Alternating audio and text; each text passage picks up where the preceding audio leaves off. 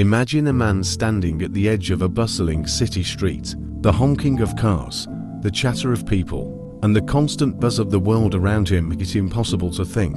His mind feels just like that street, crowded, chaotic, and noisy. That man could be any of us, burdened by the endless stream of thoughts, worries, and emotions.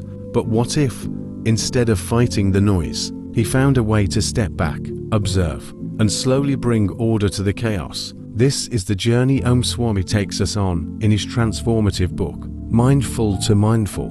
Swami begins by painting a vivid picture of the human mind, an untamed monkey jumping from one thought to another. He shares his own story of how his mind, once bursting with distractions and desires, drove him to the brink of exhaustion. Despite his material success, he felt hollow. It was then he decided to walk away from it all and live in solitude in the Himalayas. There, amidst the silence of the mountains, he discovered the art of mindfulness. The book is more than a guide. It's a mirror reflecting our own struggles.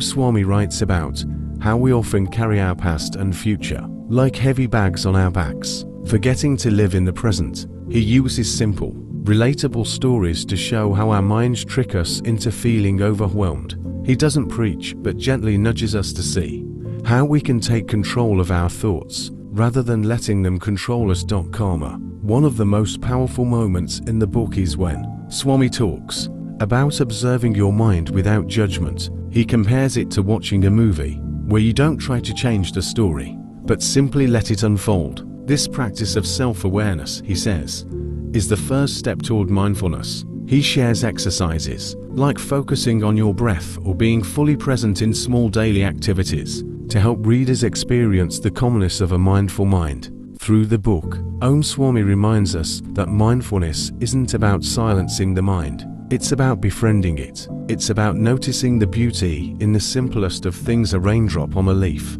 the warmth of the sun on your face, or the sound of your own breathing. Slowly but surely, these moments of awareness stitch together a life of peace and clarity. The story of Mindful to Mindful is, at its core, about transformation. It tells us that, while we may not be able to escape the chaos of the world, we can always find stillness within ourselves.